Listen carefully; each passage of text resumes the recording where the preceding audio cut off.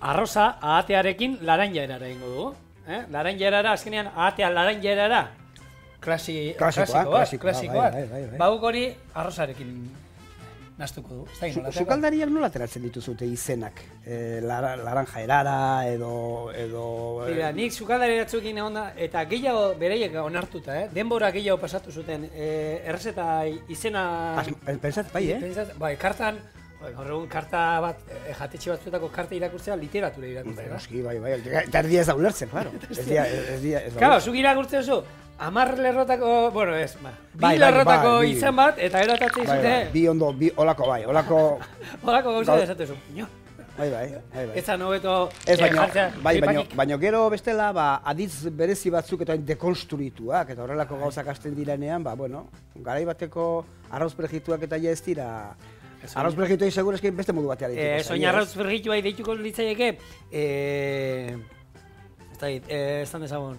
Baserriko arrautza ekologiko ero oio alaien arrautzak, claro, ez da berreina oioak oiarra badaukan onduan, ero ez? Edo libre bizi, edo bai. Oio alaien arrautzak jaengo oliba oliotan kurruskatuta ez dakit zerekin. Hombre, egia esan, ez dakit zer...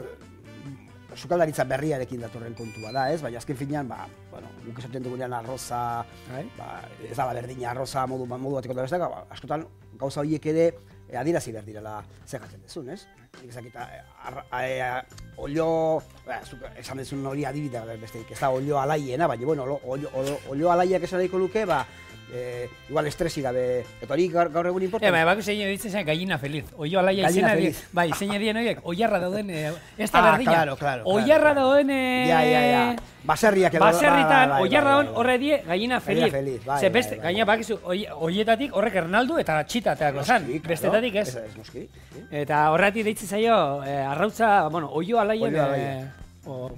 Eta posibilizien. Bai. Erdeak dauka bere izena gallina feliz. Gallina feliz, bueno, euskeraz olio, zergatik ez olio alaiak. Olio lokak eta esaten ziren garai batean, ez? Eta olio loka badaude. Horregatik, Guk olio lokak bitu demonean osabak izatzen bananduta bat. Aier lokak dira eta besteak alaiak, ez?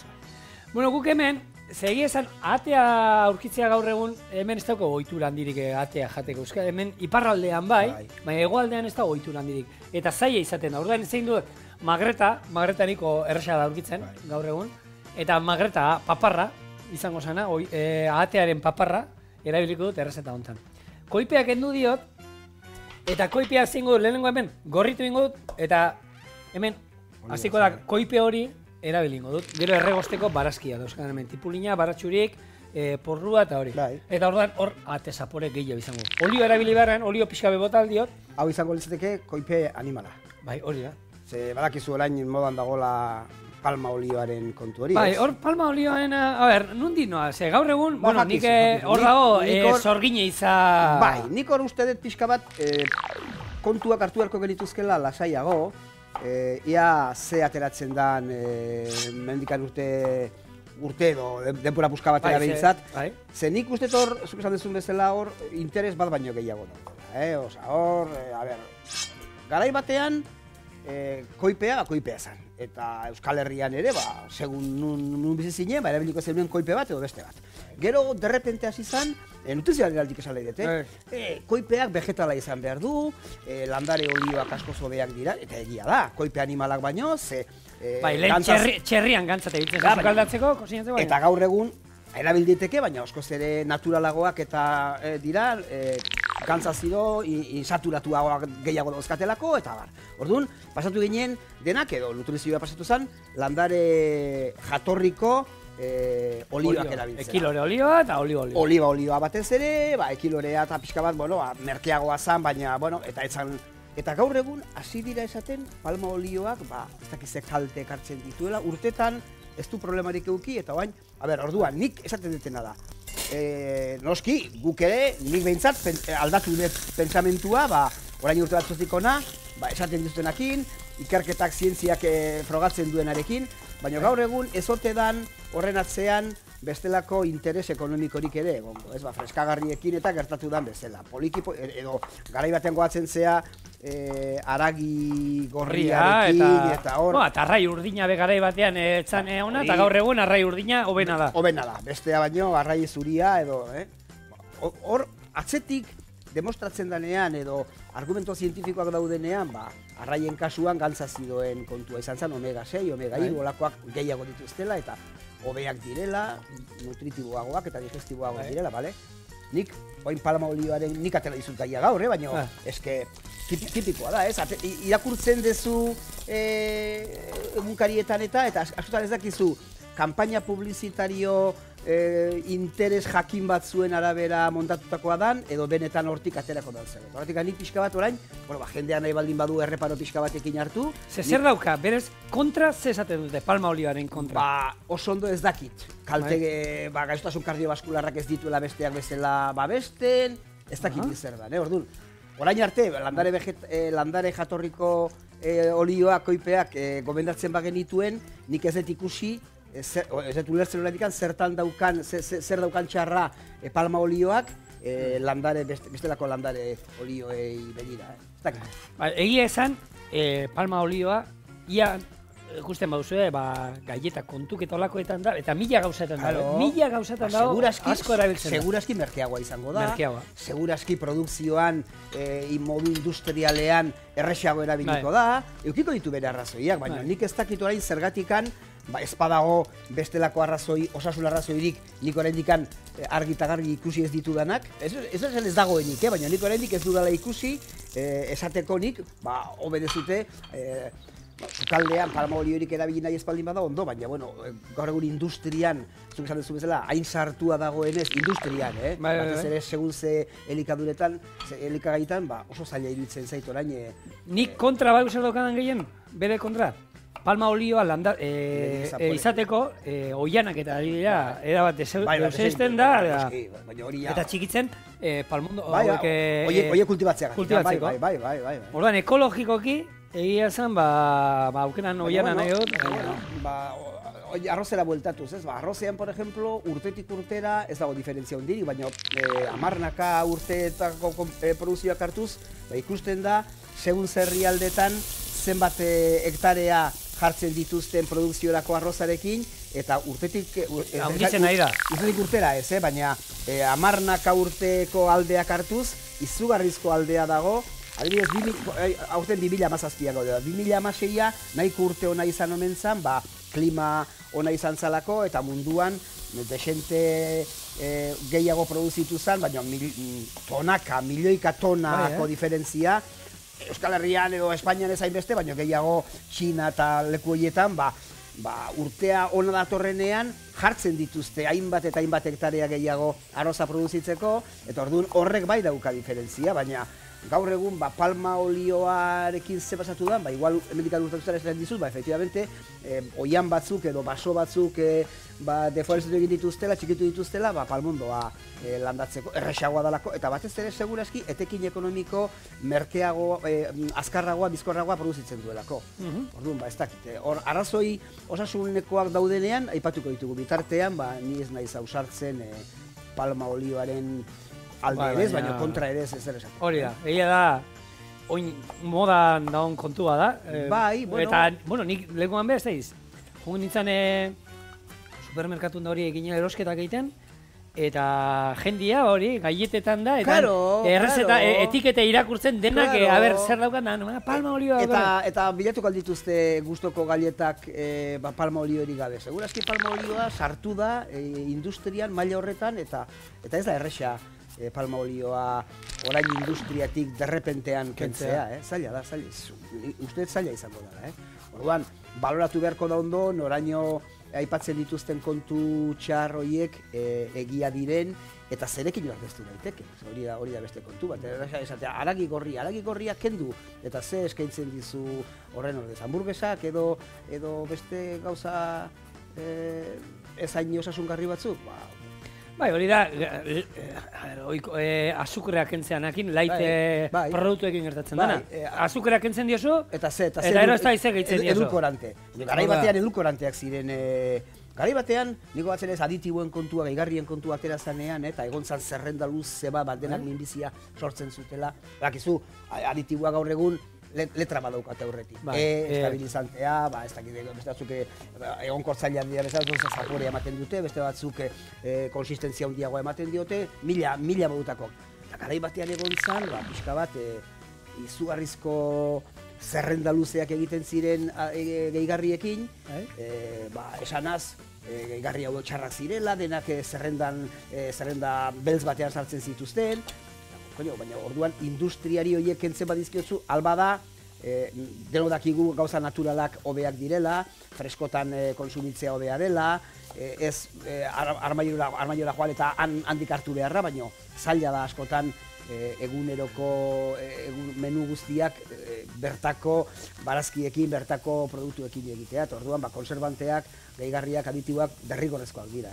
Orduan, pixka bat ikusi noraino dan azukrea, azukrea, nahi baldin badezu refinatua ez erabili integrala zuriaren ordez, baina azukrea erabat kentzea, egia da guk, horrek ez du esan nahi, guk azukre asko konsumitzen dugu, eta... Gehiegi, bai, oino... Eta hori ere denian dago, Oso gehiegi, ni naiz lehenengoa, baina oso gehiegi. Eta ez da azukrea jendeak usteo kafeari botatzen diguna, ero jogurrei botatzen diguna. Ia denak dakar azukrea, eta gero, freskagarrietan azukre gehiegi dago, baina hori ere freskagarrien gerra, eta nik posible da, oso gerra zaila da, ze urtetan eduki dute manga irekia, eta nahi duten egin dute urteetan freskagarriek, denak oroar.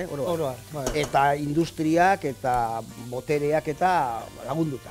Orduan, baina horren kontra jutea derrepente, zaila da, indar dana ez jendea, eta esan, alba da, azukre gutxiago hartzazu, alba da, edulkoranterik ez erabili aldezun neurrian, baina, zaporea... Arrozak hori dauka hona beha, ez? Arrozak azkenean mantentzeko ez dira erik ez daukala. Ez. Eta oso arroza etxen eukiteko denbora piloan, ez da arroza galtzeko. Beste gauza bat, zenbat denbora konsumitu euki daiteke, nik ez dut uste hor, batek galdetu zian, zenbat denbora euki daiteke etxean, zoaz dendara, eta erosten duzu igual kilo bat, igual kilo asko. Eta orduan, zenbat denbora konsumitu euki daiteke etxean, ez dut uste ni problema dagonik mantentzeko, ja ondo... Nik ez da denbora, baina... Hilabeteak. Eta urteak ausartuko nintzen esaten, hilabeteak seguru. Hilabeteak seguru, hori. Eta erena jaten zo. Bai, noski, horregatik. Bueno, gu horre hongan Nikaraguan da, eta, ez da, inoiz aukera izan baduzu jutea olako Hego Ameriketako produktuak eta saltze dituzten olako denda batera, ero... Marrokera, han... Poltzak, arrozanak 5 kilokoak eta dira, eta sakuak. Eta bere, claro, azkenean egunero arroza jaten dute. Han Nikaraguan, gozaltzeko, bazkaltzeko, afaltzeko, babarrunekin, frijolekin honek, gaio pinto ero. Hori, behitu, ostegunean ingo izuen menua Nikaraguakoa dena. Eta han, egunero, gurekin gia egon zena, 3 laguneko etxe bizitza batean, egunero libra bat arroz jaten zuten. Egunero libra bat. Egunero, eta zan hori? Horrek esan nahi du egunero libra bat, astean ja kilo pare bat, edo, ia, eta pentsa... Eta ian zen badan, eta urtean, horrek 5 kiloko zakuak berela konsumitzen. Errez? Bai. Eta ez zeukaten arazo, ikarek... Bai, gero beste kontua esan dugu, ez, arroza ez da jaki oso kompletoa, aldeozdik gauza batzutan falta zaiolako, eta Albertok esan digu, badala arroz bat hor doratua, edo ez dakit nola esaten zaion euskara esan berko litzaioken, urre kolorea daukalako, eta hori omen da arroz bat, A vitaminarekin, vitamina gehiago provitamina da, aberazten dutena, eta orduan horrek pixka bat berez arrozak duen eskasia hori, A-vitaminaren eskasia, kanpotik erazten zen. Gehigarri moduan... Bai, arrozari, baina hori pixka bat... Ez da naturala, hori da... Ez da pixka bat, ez da bai da dago, noraino onartu daiteken, transgenikoa dan, ez da arroz naturala, ze arrozak zero, A-vitamina zero dauka. Gero ikusiko dugu pixka polikiago zer daukan arrozak berez, ez? Gauzak ez dauka A-vitaminarik bat ere. Orduan, A-vitamina oso importantea da ikusmenerako, azaleko gaitzetarako, eta orduan A-vitaminarik ez daukan arroz bat baino hobea litzateke A-vitamina duen, eta orduan badirudi hori nola da, arroz doratu hori, A vitaminarekin aberastua dagoela, eta, bueno, gure artean ez dakit ona aldatu da, baina iristen danean jendea jakin dezala, izango litzatekeela arroz naturala gehi A vitamina. Hau ere gehigarrikin, arroza ibe lortu dute gehigarria sartzea. Baina gehigarria kasu honetan ona litzateke, ez dio kalterik egiten, ze A vitamina berez falta duen jaki bada arroza, eta A vitamina gehituz, Baina ez da hobeto izango azenario batzuk gehitzea arroz horre? Dudarik ez. Baina azenariorik ere ez daukan herrialde batean. Bai, hau gehiago egongo da igual agian pentsatuta ez da, Afrika aldera ero bilatzea, hori da, eta badirudi hor dagoela kontroversia, ez? Asmatzaileek hori eskatzen zutela, arroz berezi hau, erabiltze dila, arroz...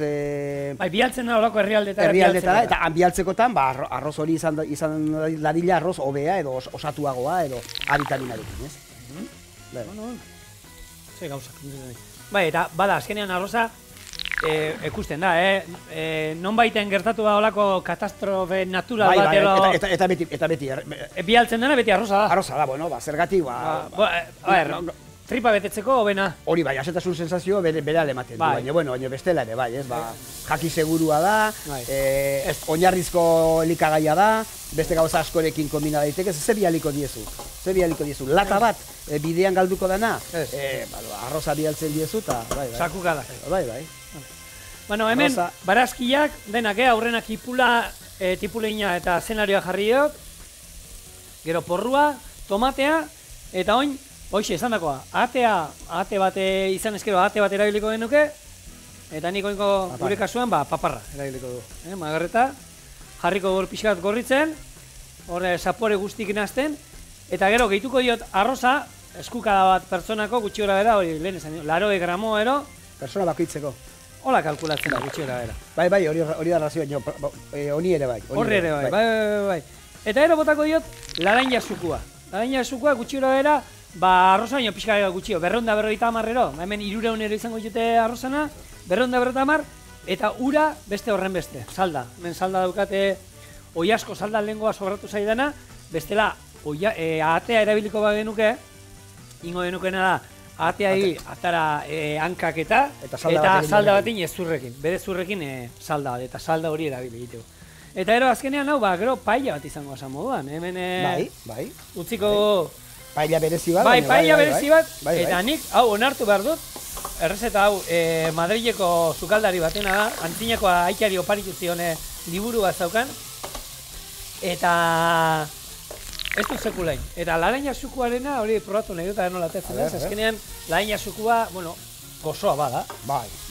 Sasoian daudenean laranjak oso goxua da, eta ez dakit nola gatu gana arrozakin. Bai, leheno esan dugu, arroza zenbat gauzakin kombinatzen duen ondo ikusi dezu, ez? Ez dugu aipatu, baina hemen arraiakin, berdurekin, bueno... Edo zerekin, erabili aldugu utzi bakarrik betxuria jateko de... Bai, hombre, txuria bazapore gutxiago du, baina, bueno, berez... Baina, niri lasterketa baino lehenago, beti arroz txuria, garbia. Oliba olio txorrota bat, gordina, gainetik? Kirolarientzako edo pasta edo arroza. Hori da, nik uste dut, kirolari guztiek kirola egin aurretik jaten. Ze karbohidrato asko dauzka, berehala konsumitzen den energia da, errex liberatzen den energia, eta errex konsumitzen da, berehala sartzen da zirkuituan martxan, eta gero azetasun sensazio nahiko azkarra ematen du, beste gauza batzuk gehiago kostatzen da digeritzen, hau oso errex digeritzen da arroza. Digestiorako eta azkarri jeno, ez? Oso digeri erreza da, eta sensazio onak ematen dizut, eta kirolariek gaur egun nutrizioa alde hortara ere joan da, pare bat ordu lehenago zejan eta zerez, eta zeredan eta zerez, eta hiezuek ondo jakin berko dezute, noski? Bai, nik normalean arroza gozatzen dut 3 ordu lehenago egiten dut. Pentsa, txerrindulariek dute eguneroko konsumoa, ez? Eguneroko konsumo horretan, ez da berdina futbolari batek partidua du astean, behin, ego bitan. Eta gero entrenamentua, goizean edo arratsaldean, baina txerrindulariak eguneroko proba hauetan handik pare bat, 3 ordura, 4, 5, 6 orduko esfortzua baldin badauka, oso ondo jakin behar du, ze jan behar duen, edo maratoi bat egin behar duenak, ez ba? Geroko esfortzuen aurretikan, ze hartu eta zer ez hartu, oso ondo neurtu behar. Bai, eta esan bezala, oin berdana da hori, neurri berdina, gutxi gora erazukoan neurri berdina, salda. Abraham García, zan sukaldari. Sukaldaria. Liburu oso ondo da, oso entretenigarria da, ze errezeta liburu bada, baina ez da errezeta liburu normal bat. Gehiago, tipoak gero literatura da. Txaskarriloak. Bai, ez da, osaia jartzen jo, eta gero, azten da, ez dakit ze konturekin hitz egiten eta gero, asaltzen dizu errezeta, eta gero bai kontatzen dizu, eta honi varianteak ematen dizu. Eta holan ez daizula gustatzen, aukera daukazu hogeita. Hori bai, mesedez, urdai azpikoa, gorritzeko sartai batean ez da zuela bili, ez dakit mikroin eta danai hitz pomposoa jartzen zu. Eta zer da, oraingoa edo... Ez, liburua bauzka urte batzuk, 20 urte edo... Bueno, nahiko berria da. Zaizut ez dela garai bateko literatura... Ez, baina... Sukaldaritza zarra, ez? Bale, oin ingo duena da, gatze ze moduz dagoen probatu. Kurioso, laranjan puntu hori, gatz pixka bat behitiko diat. Eta piper beltz pixkat. Eta honek, azkenean, arroza bakizue. Irakiten hasten danetik, nik paella normal egiten dudan etxean, 18 minutu ero usten dio. Eta ero, trapu bat edo zerbait gainean utzi eta 5 minutu ero pausatzen utzi. Nik irakurri dut badirela ez ditute ezakitzegula erabili dituzun edo nik behintzat ez uste gure etxean nolako erik erabilidanik. Aurre egositako arroza edo arroz prekocido edo ba omen da. Ba omen da, hori da, sukaldaritza gaur egun gizarteari joan bezala, 5 minutun egoste omen dan arroza, Liburu hortan, Abraham honek deituko zion una aberración. Noski, segurazki bai. Una aberración. Hemen dauzkagun arroz guzti hauek, gero aipatuko ditugu nahi badezu, baina dauden arroz guzti hauek bere egoste denbora daukate. Eta orduan, arroz prekocido edo aurre egozia edo horrek 5 minutuen egiten badizu, zerbait gaizia dauka. Hombre, ez dakit, horrek esan du aurretik tratatu dutela, aurretik erdi egozi edo ia egozi dutela, eta ja, ematen diote jendeari, dena da, 5 minutuko sukaldean jendeak denbora gutxi... Baina, hori aipatu nuen beste gumatean ero, Frantzian, lehen sukaldean, bataz beste oina logeita, 5 ordu pasatzen zituzten. Gaur egun ordu erde? Hombre, hori ere ulertzen da gaur egun, ja ez da garai batean, ez, emakumea etxean zegoen, gizona gaur egun, nola, gizona balego ere berdin du, da kontua da, gaur egun ez dijoala hainbeste denbora sukaldean, horrelako mimoakin egitea, baina gutxienez minimo batzuk, eta da, alba da, gauzak modu naturalean. Hori Nikaraguan ikusi du, pasatzen ginen, egia esan, etxe askoetan etxoletan da bizi dira, etxola ondo daude, Eta nahiz da goize pasatu, ja sukaldia martzan ikusten zen. Han, lasterketa izan zen tokitik, han ingurutik eta zauden etxola pila, eta ja goizeko 10etan pasa eta sukaldia martxan. Martxan, eta ja kosinatzen, eta... Garai batean eltzekoak eta... Eta, bai ikusten zen emakumea etxien. Hori ja beste... Baina, sukaldean denbora kontua, normala da gutxitzen joatea gaur egun, ze gaur egun jendeak ez dauka ez humorerik eta ez da denborarik ere sukaldean beste egoteko, baina minimo batzuk bai jarri behar direla. Ze askotan, lasaitasuna ez dizu ematen denbora bakarrik, ero jakitea zer dan ere behar dana eta gauza naturalak eta... Sukaldeak lasaitu egiten du. Ni behintzat, sukalde kosinatzen nahi zenean, Ni seguro ez ninduke lezaituko zen, ni nola desastre bat nahi zen, da hasiko nintzaket dena errekolitzaideake, dena usteko luke bintzat errekolitzaideakela, eta... Ordean, zuke dezen, hori lurrondo erosiko zenuke, hori... Ez dakit erosiko duken, igual zuli dituko nizuke, zigor, gaur arroza. Estatu batuetan, eta ipatu du, ja, sukalde gabe saltzen nahi dira etxeak. Sukalde gabe? Sukalde gabe, daukasuna oskailua, mikrobin labea, eta gainera, arraska gabe. Egiten da, plastikozko barketa bat jana indakoa, hor bertan jan, berotu, eta plastikozko kubiertokin jan, eta dana berziklatzera. Hori bai dala Abranek esango luken bezala, aberrazio bat. Bizitza modu horretara joatea, nik uste gaur egun badakit, lan handia dela, baina sukaldean jatearen inguruan sortzen dan giroa, sortzen dan horrek, niri bai baten dira zaitasuna, jateko orduan, janin bar da egunero, Bai. sorionez. Nik batzuk esango dute tamales, baina sorionez egunero jan behar da, ze azkenin gozatu egiten dugu jaten, eta kozinatzen. Eta gaur tamales, postre gabe behatuko gara. Ja, denbora badoa. Ez dakit, ikusiko dugu. Inbar nitzuen, ez, badaki, ja, nik hain dizi, ja nagusiak esan dit, horretik, hau izango dela, azkela, arroz esne gabe behatuko zate, inbar nuen arroz, baina kontatuko izu zein inbar nuen, arroz esne bat inbar nuen, normala, eta arroz esne horri gero ingo nion, zan arroz esne krema katalana bat, arroz esnea dena. Gero gorringoa botako nizkioke. Arroz esnea egin ondoren? Arroz esnea egin ondoren, 20 minutu daukatein, ordu erdian, egin da dagoenean, hemen 7 gorringo. Bai? Gorringo hietara arroz esne berua bota. Berriro jarri eta bakizu gorringoa dauzkanean 80 gradu hartzen dituztenean, ze horrek gorringo hie loditu ingo dute, kremosidade bat emango dute. Eta krema katalana bat ingo dute. Baina arroz esnea. Arroz esnea. Katilutan bota, eta hotza dagoenean, azukrea bota eta ero soplete batekin, ero pala bero batekin, azkenean bakizu horrek gerusatxo bat egin zaiola. Ikusgarria izango litzateke ikustea, Bukatzen dugunen hemendik jungo gara? Elkarte ematen zu bazkide zara? Ni bai. Ze elkarte? Donostian, Antiguan, Izurun izan dugu. Izurun? Norba janimatuko zen Izurunetik gurera etortzako sinatzera? Nik uste baietz. Esango diet. Komentatu diozu, bitu, guk txorienea jarritzen duen, Bai, esango diet. Ingo du zerbait. Bale, arroza 18 minutu ero, eta 15 bat faltako zaizki honi. Ikusten bauzue, ura behar duela, salda pixka bereitu. Eta ero azkenengo 5 minutuak, trapu batekin pausatzen utzi, eta listo, egin da.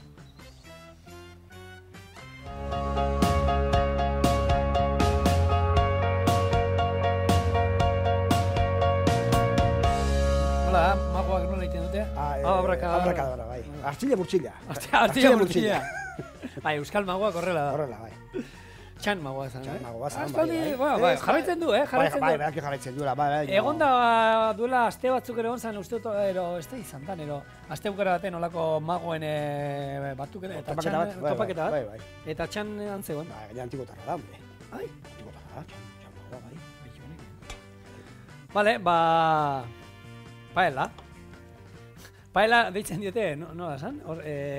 Getaria eta Orio alde hortan, sartaiari. Ba, eski ala da, paella. Nik horrela esan zunean uste txista esaten duela. Paellaren izkoku horrekin, claro, paella sartagia da. Baina, bueno, bai, iztegian be, hola gertzen da, paella moduan, Bai. Azkerazo. Sardezkaik labana jarri dut, baina... Bai, ez du. Eta hau, beti bezala oso beroa. Eta bakizue, honez zer dauka? Laranja bota diogu. Zaudetenak, bestela bakizue, sartu zaitezte horre ITB nahieran, ero jarri bilatzailean Txoriene Javier Agirre, eta nahertzenea Javier Agirrekin indako amapiku saioak, azkenengoan, arroza atearekin laranjera. Ber. Hemen, aitor dago, saia berre laranjan puntua eta hemen dara danak, hau probatu behar dutela. Javier, hau bero hongo da, Hartzen zaio laranjan zaure? Bai hartzen zaio, bai. Da, lehenbiziko impresioa da, nik uste dut, laranjarena. Bai. Gero ja, noski, arrozaren zaporea eta, baina... Ez da egiten duen, lehenbiziko impresioa da laranjarena, bai. Ateak, bueno, oso... Osua, arroza oso osua. Askotan arrozak hartzen du hori dauka. Zurgatu egiten duela beste hor botatzen izkigun osagaien zaporea. Beti bezala. Bueno, honekin nikua. Nikua postre gabe. Bai. Ia urreko temporadan postrekin hasiko gara. Beti ala esaten dugu, eta beti ala gelditzen gara erdibidean, baina bueno.